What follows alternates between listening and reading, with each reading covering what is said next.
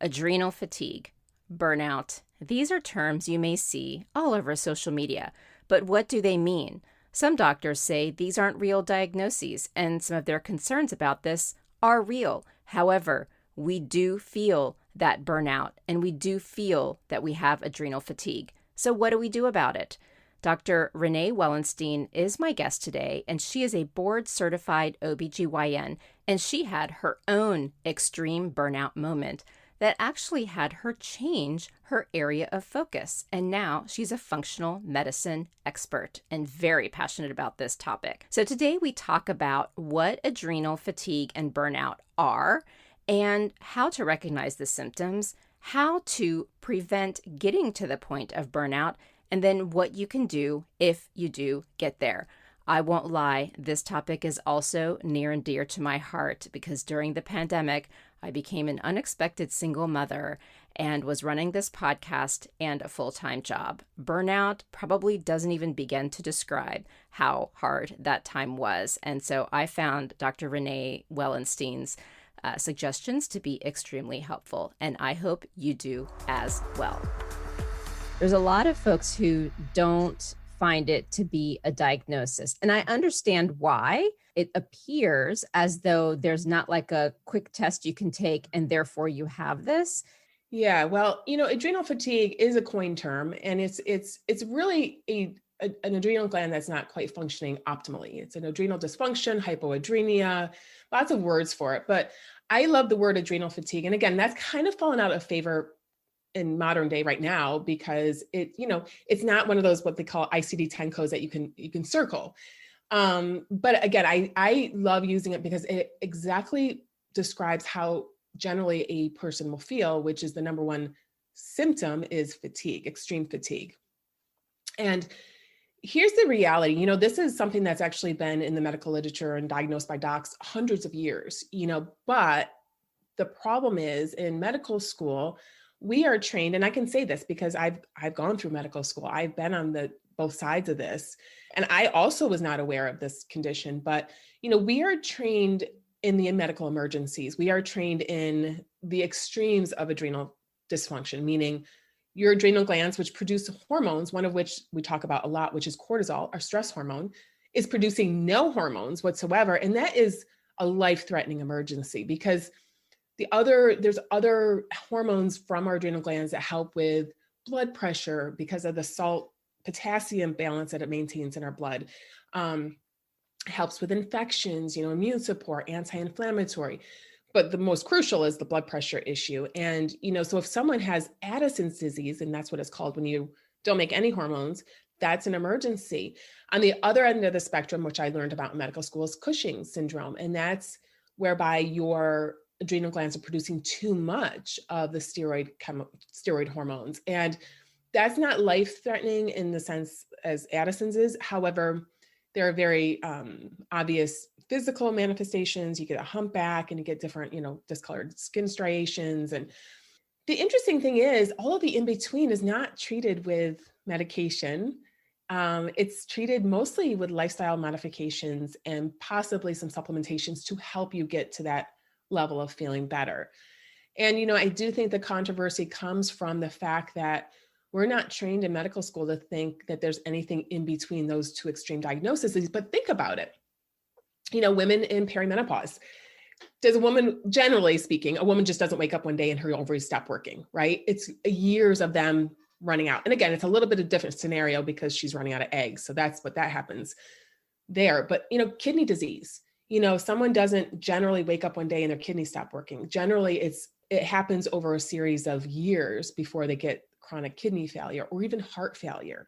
So it's just amazing to think that we can't think the same of our adrenal glands. Like, why does it have to just be the extremes? Why can't there be anything in between as far as there being a dysfunction in the secretion of these hormones from this gland?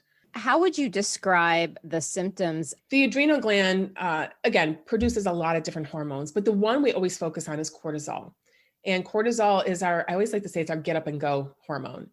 When the sun goes up, it's also related to sunrise and sunset. So sun comes up, your cortisol gets triggered to rise. And that's like, bing, our eyes open, we're ready to get out of bed. And then throughout the day, it declines to the point where in the evening, when the sun goes down, it's low, at which time our melatonin, which is our sleep hormone, starts rising. And again, all night, our melatonin's high, our cortisol's low, and they're, again, on a little teeter-totter. I would say majority of my former patients would not have that beautiful pattern on their, and again, we usually check it 4 times throughout the day to see exactly what you're doing. And that's the test I had as well. And it's amazing to see how a cortisol level will correlate to how you feel throughout the day, specifically when it comes to your energy level. For me, for instance, it wasn't high in the morning, it was low, and would actually remain low all day, maybe dip even further down. And then at night, it would go back up. And there's different classifications of this adrenal dysfunction. I also love to call it burnout because I feel like a lot of people can identify with burnout. A lot of people, adrenal sounds like a big word. They get a little intimidated. I don't know what that is. But when you say burnout, a lot of the symptoms can be the same. And the triggers leading to this dysfunction can be the same. So, classically, the last stage of adrenal dysfunction or burnout is when your cortisol is low all day. You don't get that second win. You just wake up tired, you go to bed tired, and you're tired throughout the whole day. And a lot of your lifestyle decisions throughout the day are based on how you feel, specifically because of this energy. So again, just like I had, reaching for the coffee, reaching for the sugary foods, because I needed instantaneous energy to get me to through the next 2 hours. There are different stages, and sometimes those different stages will, manifest as different levels of all of these symptoms, including that fatigue. But, generally, if someone's had it for a while, they start, again, a lot of people start getting called lazy or unmotivated, and essentially it's really a physical symptom. It's not that they're lazy or unmotivated. They just don't feel well and they're really exhausted. So you mentioned stages. What does this look like? And part of what I want to get to is, especially since it doesn't seem, because I do want to talk about the cortisol testing as well. So maybe first we can identify the stages and then get into the testing, because there's controversy and disagreement there as well. Is, when I have been doing these interviews for Women's Health and doing research on the different conditions, what I find really interesting and frustrating is that there's a lot of these quote unquote vague symptoms, like being tired, feeling off, brain fog. That could be a million different things. It could be perimenopause, your thyroid disease. Maybe you have burnout. I mean, it's so many different things. And because we don't have, it's not like a broken arm where clearly your arm's broken, clearly you need a cast. And so once you get into these chronic areas, I think it's really hard to figure out where to go. So I kind of see it as a funnel of like all these symptoms. Can you just walk us through kind of the typical things? Before I get into this, I don't want to say stress is bad. Stress is not bad. Acute stress, meaning, oh my gosh, I got a test to take, I have to get up in front of people to talk, or, that's a good stressor. But it's when we're waking up stressed, we're going to bed stressed, and we're stressed in between, whether it be finances, relationship, work, kids, virtually schooling kids, pandemic, whatever. It's just when you have that constant, unrelenting emotional stress, or even a physical stress, and that looks like a chronic disease that's not well controlled, autoimmune conditions, cancer, infections, all of that can actually lead to adrenal dysfunction. And the other thing I want to say before I hit the stages is everybody's resiliency is different. Genetically, we are all different. So if you take 2 women side by side and say, okay, they have the same stressors, why is one encountering burnout and the other one seems to be fine? It just comes down to our genetics and our resiliency in our bodies. So going through the stages, generally stage 1, again, is that adrenaline junkie. They're the ones that are like thriving on like the, that cortisol rush all the time. And they may not even have symptoms yet of burnout because they haven't hit the wall yet. But in this stage, what I would recommend is if you find that you are just looking for that adrenaline high to keep you going, and looking for things to keep you busy, that is one little thing that in that stage, because again, that's the most dangerous stage, because I rarely would catch someone in that stage because people aren't really complaining about being fatigued yet. They're going, they're nonstop going. They're not sleeping. They may not be eating because they're just going, and they're I don't want to say manic, but they're on a cortisol high. Then stage 2 is really when your cortisol becomes dysfunctional, like mine was, in that it generally, instead of being high in the morning, it's a little bit lower, and the degrees of how low it is are different. I've seen some people where, and mine included actually, on blood work and saliva was really low. Like the tests I do for saliva, there are quote unquote normal or optimal levels at a certain hour of the day. And I was well below that. And so I started out behind the 8 ball first thing in the morning. And again, throughout the day, that can look different. I've seen all variations of, you know, the adrenals trying to spike up, trying to make some more, maybe goes up a little bit and then starts coming down. So the afternoon could look variable. Generally speaking, with the stage 2, which we like to call wired tired, the person generally is low energy all day. And how low it goes, everyone's different. Then if they don't go to bed by a certain hour, generally it's around 10 o'clock or before, they'll get that second wind. And that's exactly what I have. And you can actually see that on a cortisol test, because the last cortisol is usually tested right at bedtime, and you can see the spike going back up again. And so then they're on a cortisol high again, and they can't go to sleep. They can't calm their brain. And then so that's wired tired. So generally it's lower than expected in the morning, higher than expected in the evening, variations in between. Stage 3 is generally low all day. They wake up low, they go to bed low, and it really, and generally speaking, with some of these patients too, I have done testing in addition, like to make sure. I've done 2 separate types of testing, confirm the extremes of adrenal dysfunction, right? Or adrenal disease, I should say. Those that are high throughout the day, I've actually tested them for Cushing's.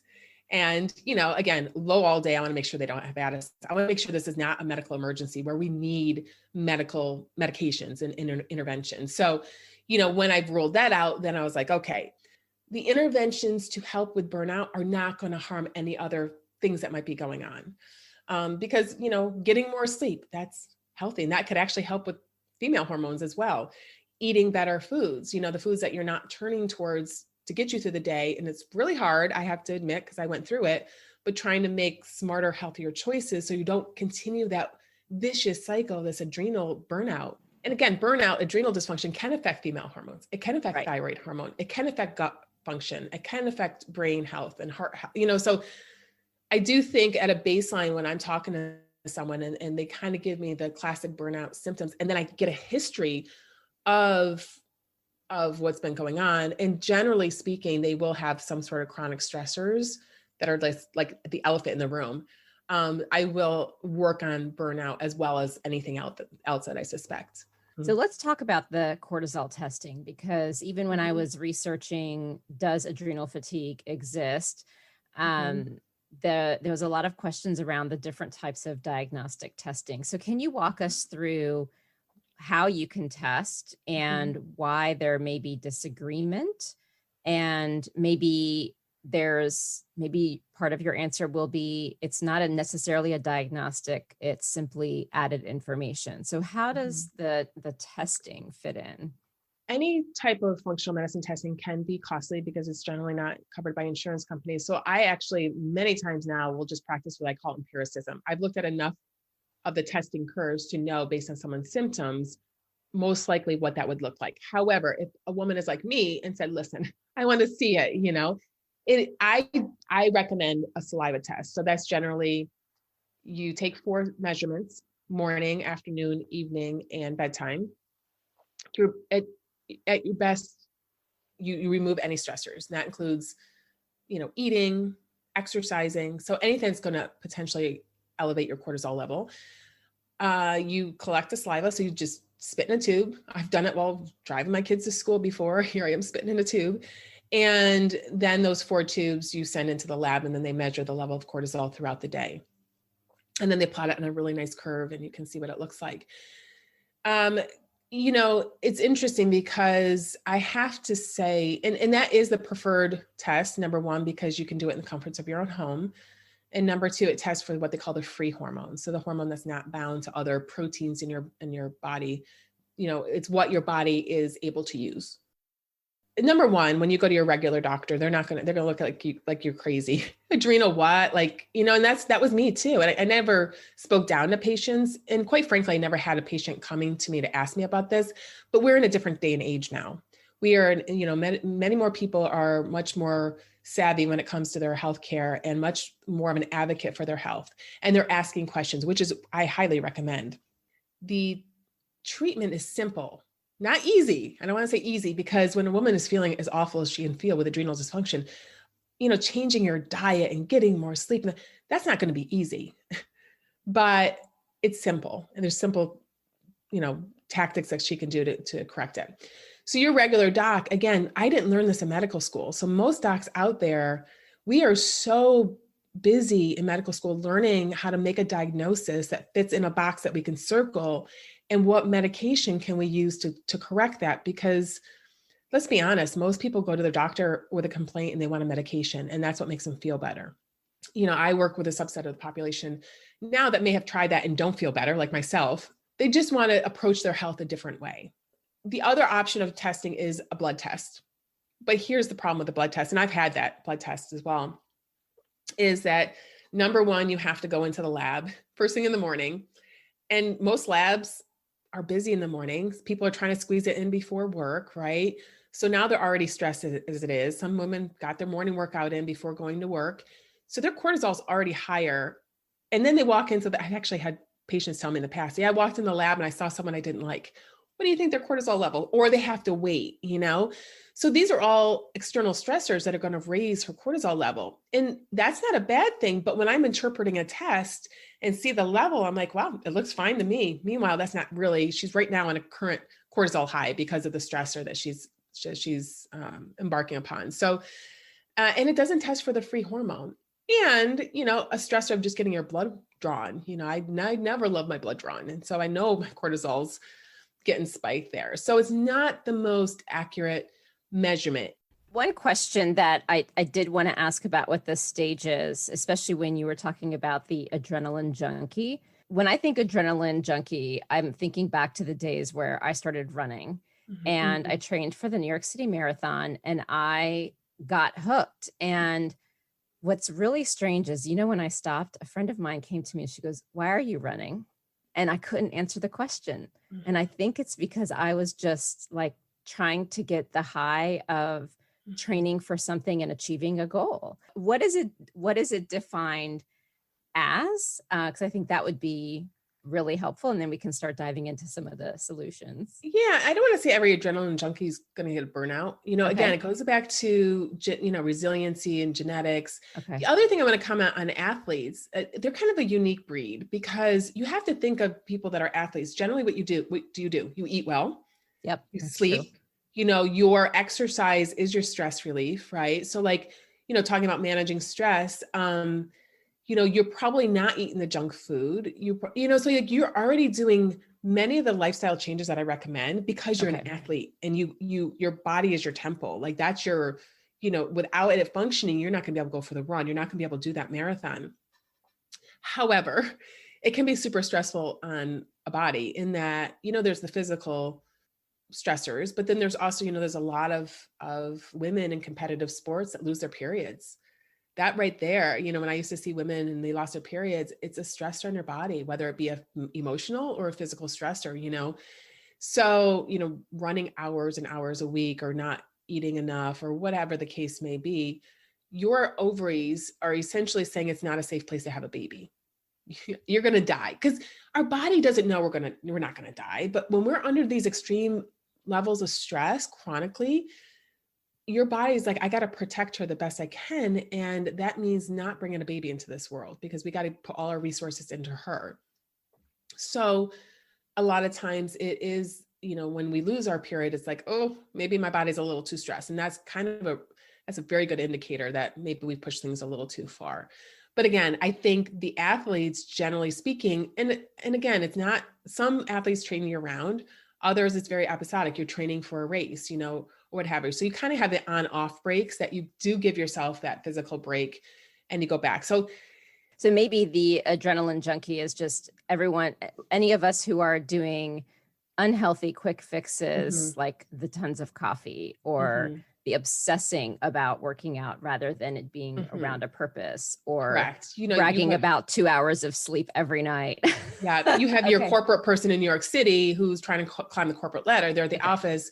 all but 2 hours a day. And those 2 hours they try to sleep, but they're living on their coffee and Okay. they're not even, or if they're eating lunch, it's just grabbing some takeout, like those are the people. And maybe they go home to a relationship that's not so healthy or, Right.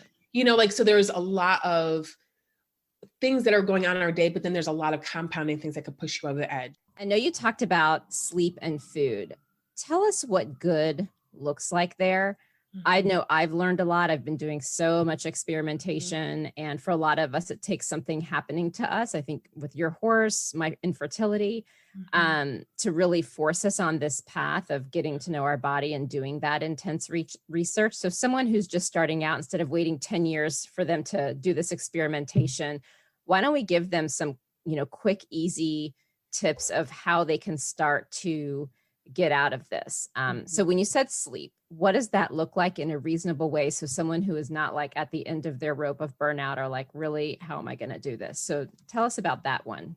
Well, ideally, getting to bed before that second wind occurs if you're in that stage. So to bed by 9:30 if possible. Again, if you're up later, you may have to help by taking its melatonin, which I'd rather you do it naturally if possible. Get in bed by 9, And I do think if you are suspecting this, make your number one, it's a real deal. It's a real thing, and you are worthy to feel better. A lot of women don't know what it's like to feel good, so they're like, I'm not worthy. It's selfish for me to go to bed at 9 when the kid, no, it's not. You go to bed. You have to see me in my house. I'm like, bed at 9, like mama's got to sleep. So go to bed at 9-ish, earlier if you can. And again, if you have problems in the evening, sort of winding down, make sure you dim your lights. We are not meant to be living in these bright houses with all these lights on us. Put your screens away, have some family time, connect, laugh, decrease your stress level. And again, 9 o'clock bedtime. Hopefully you sleep through the night. Some people do have sleep disturbances, insomnia, because of the imbalance in the cortisol. But if you do, great. If possible, sleep until 9 o'clock in the morning, which I know a lot of people listening are like, are you crazy? Even if that's just the weekend, because people with adrenal dysfunction, their most restorative sleep is between the hours of 7 and 9. So that's what sleep looks like. And again, that may not be ideal for Monday, Sunday night through Thursday night, but Friday night, hopefully, and Saturday, you can catch up a little bit. And, nap if you have to. If you have the luxury of being at home, working from home, eat a little something for lunch and take a nap, a 20, 30-minute power nap will do your body good. I will tell you, during COVID, I started getting into the burnout. I was almost addicted to staying awake. And it was really scary because I'm normally a go to bed early kind of person. And I have found that for me, my clock is 10 to 5. Like I don't set an alarm anymore. I just get up. It's 10 to 5. And that just happens to be where my clock is. And, I do find I'm much more able to function in the mornings. I was kind of like wired from like constantly doing a million things. And so I had to put in these stop gaps. And those are some of the things that had worked for me, and forcing myself that early bedtime, which was hard. And I don't know about you, but for me, I find it takes 2 weeks for me to get stabilized. So I start the habit slowly. And by 2 weeks, I am back to normal. And even this weekend, I was supposed to see friends and stay overnight at their beach house. And I was like, Sunday's rest day. I just can't. I'm so exhausted. It's, I did 5 loads of laundry, hung out with my son, like no obligations. So I don't know if that's helpful for others, but those are some of the things that I did. And it's really, because it was scary being in this house, cooped up and trying to be a good mom. And I was so burnt out and fried. And I just felt like I was breaking and doing absolutely everything wrong. So yeah. And I love how you prioritized yourself, even with friends. It's hard to do, but you have to know, like, especially if you've been further down the path of burnout and you start to feel better, you don't want to go back there. And the other comment I want to make, just something you just said, is that you have to remind yourself, you didn't get here overnight. You're not going to get better overnight. And so another thing I love to say is, I work with exclusively women who are overwhelmed. They're trying to do it all. So like when we're trying to implement changes and lifestyle changes and sustainable, so this is not like an on-off switch, we really need to start slow. And like you said, so the bedtime, if that's hard, dial it back 15 minutes a night. Like if you're midnight, okay, start a couple days, 11:45, get that down, then 11:30, and just keep dialing it back till you get to that earlier hour. And 10 o'clock is fine, 9, 10 o'clock. But sometimes if you find that if at 10 you're starting to get that second wind, okay, dial it back a little bit more. But because everybody's different, everybody's circadian rhythm is different, their cortisol, their melatonin. So you really have to feel in your body how you feel. And I think that's the other issue now with, kind of piggybacks on burnout, is we don't know how our bodies feel. We're not present enough in our bodies to see exactly, because we're go, go, go, do. Where's our to-do list? We wake up in the morning. That's really important. Just feel how you feel in your body. Yeah, no, I like that. And actually my phone is set to that because I would get in that habit. And I have it set where like I get up around 5-ish and my phone, I can't touch it till 6:30, and obviously later I change the times. But so the next thing I want to talk about, you mentioned food as well. And food is such an interesting topic. I'm actually interviewing someone later this week who does a lot of discussion around intuitive eating. So I don't want to get into this big diet debate, and I assume we're going to be on the same page when it comes to food. Are there food triggers, or how should one look at food as far as helping them overcome this burnout? Yeah, I think we can really simplify this. If it's in a package, and highly processed, it's not doing your body good on so many levels, including your adrenals. And what I said earlier, that these steps are easy. They're simple, not easy. So the point again is that's what you're going to want to grab. That's what's easiest. That's what's really going to give you that high. But it's really going to take effort to sort of move away from the higher sugary foods, the chips, the one meal in one box or package with the sauce included. Like those are definitely not doing your body good. Versus just keeping it basic, whole foods, a nice balance of the macronutrients, fat, protein, and carbs. And ironically, generally for adrenals, I don't recommend dieting, because sometimes that's actually what triggers some people, restricting their food, excessive dieting, the body's in this chronic like caloric deficit, and the body's freaking out like, oh my God, you're trying to kill me.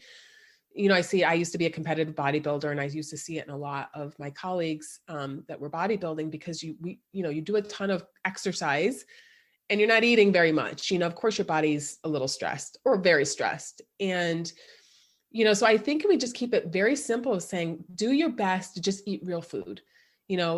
Again, balanced fat, usually more starchy carbohydrates, but not your sugary foods. Root veggies, maybe whole grains, and again, protein, fat, and carbs, making sure I got them all. And interestingly enough, I would recommend more intuitive eating for this stage also, because anything that continues to further tax your body and take your focus away from healing your body, and that includes like strict dieting and putting my macros into my fitness pal, and that's not helping at this point, so just again, wake up. Generally speaking, intermittent fasting, I really don't love like long fasts for people. Again, depends on the degree of adrenal dysfunction. Someone who's like could barely function throughout the day, just eat real food.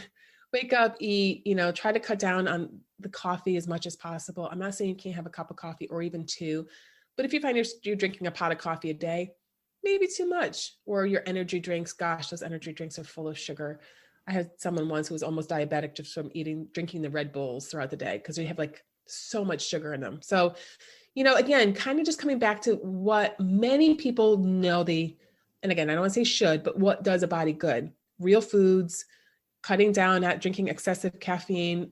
Again, alcohol is another big thing with adrenal dysfunction. A lot of people, the sugars from alcohol, but not only that, just it's like a stress reliever for some people that don't want to get present in their bodies and actually confront what the stressors are.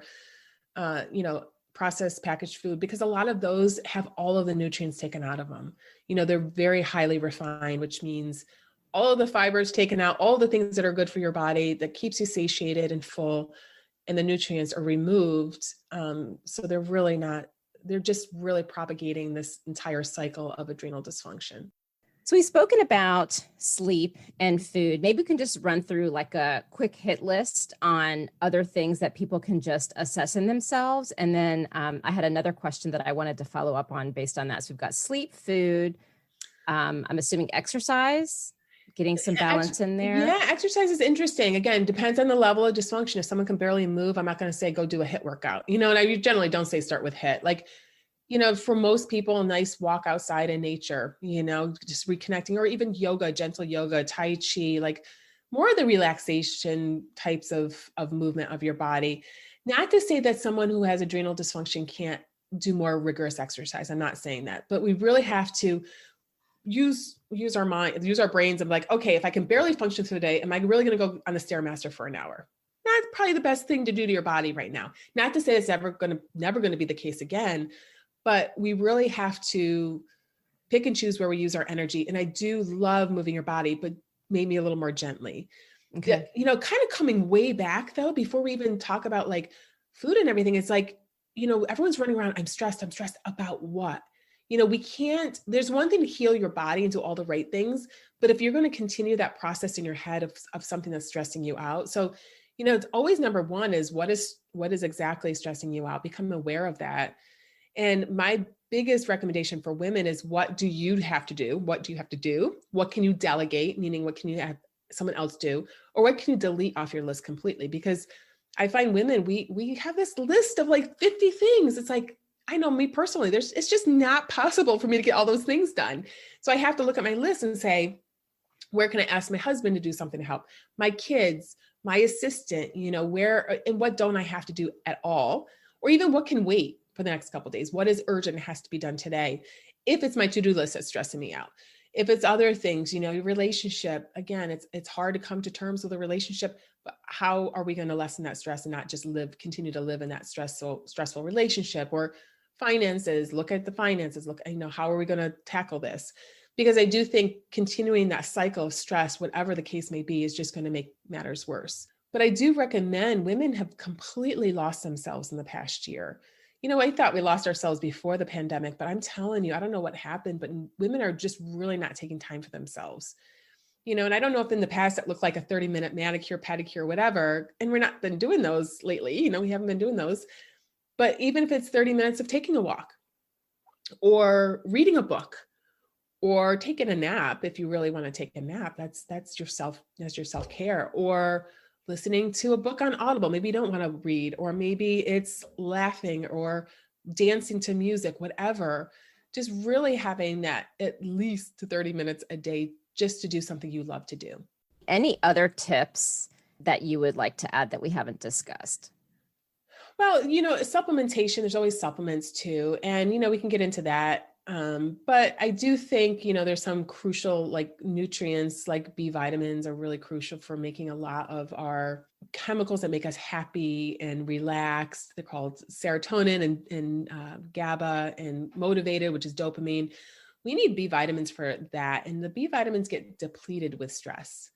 And not only that, think of someone who has adrenal dysfunction. She probably is not eating well, like me. And I can say this because this was me. I wasn't eating well. So my vitamin, panel was like looking awful.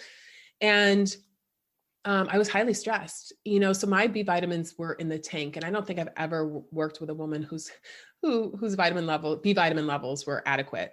Magnesium is also super helpful. A lot of women take magnesium at bedtime to help sleep.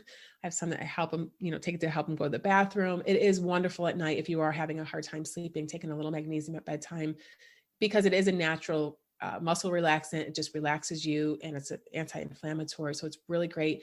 And the majority of women, again, that I've worked with are deficient in magnesium. And let's not forget vitamin D. Vitamin D is really crucial just to have your levels checked.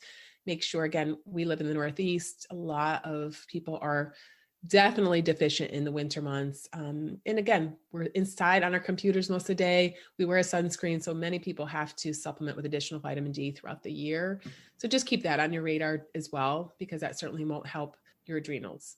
Yeah. What about zinc? I hear a lot about magnesium and zinc seeming to be the magical vitamins to be taking. Yeah, zinc's great. I mean, right now for the immune system, it's a really great, you got to worry a little bit about copper with excessive zinc utilization, but zinc is a really another, and the reason I said those three is I have a lot of women that are say, I want to be strategic with my supplementation, so there are a ton of supplements I can recommend for different things. And again, zinc being one of them. I personally have been taking zinc for months now.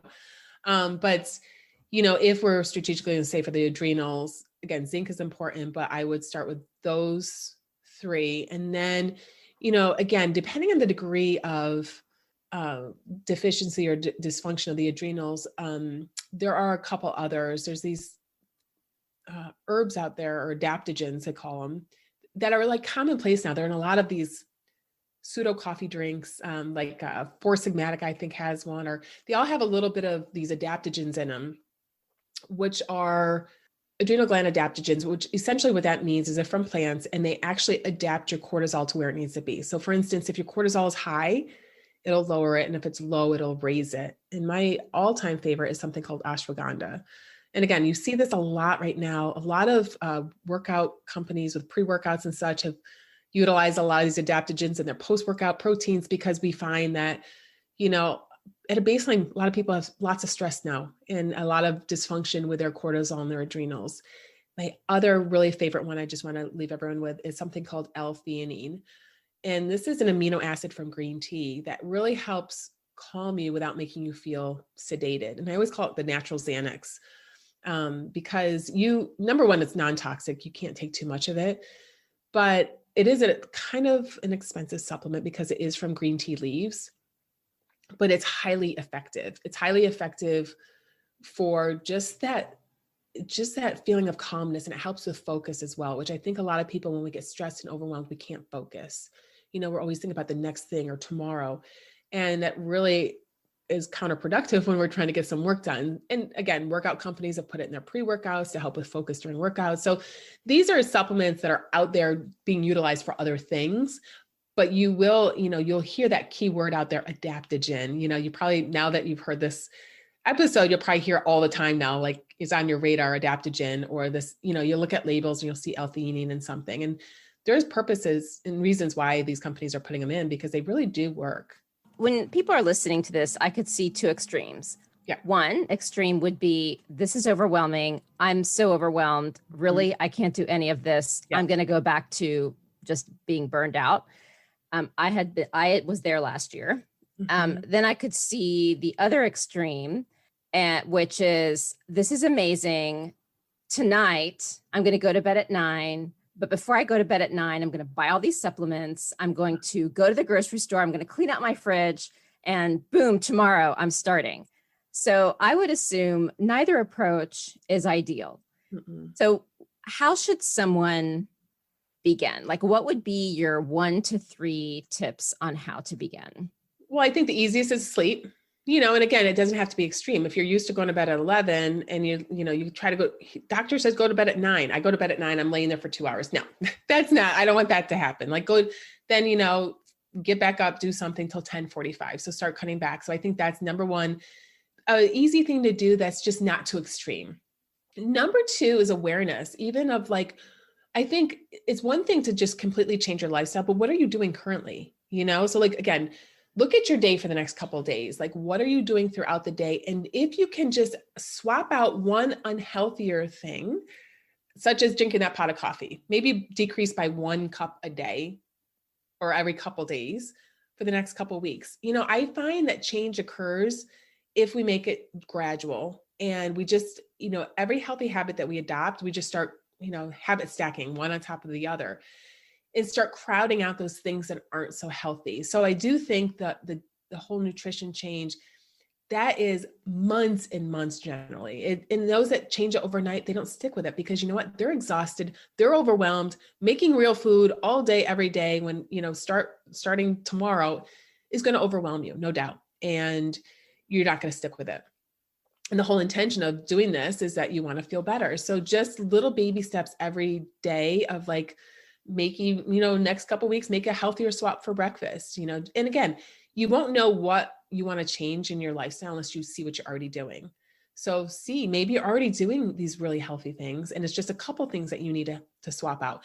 And by no means all these supplements, those are just, I do find the B vitamins a lot of times will help give women that little extra energy, because I have to say, it's one of those things I start early on and say, if I need to give you something to help with your energy and help you value eating better foods because you're not so tired, then it would be a B vitamin first thing in the morning, to try to get you up and going, and get you that again, I don't want to use the word motivation, but that energy to make better choices.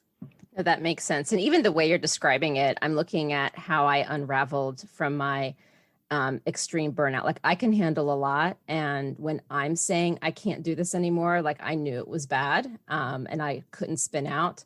Yeah. And I'll tell you, one of the things that we kind of talked about, but didn't get into detail, that also helped me was making a list. So I started getting in a habit where right before I went to bed, or right if I would get up, luckily before my son, I would make a list of all the things I wanted to do that day. And then I would do a reality check. And I started blocking my calendar. I'm like, okay, if these are the things I want to get done, these 30 minutes I'm going to work out. These 30 minutes I'm going to catch up on email. These 30 minutes or 3 hours, I have all these meetings. And I started doing a reality check. I'm like, I can't get it done. So what has to get done?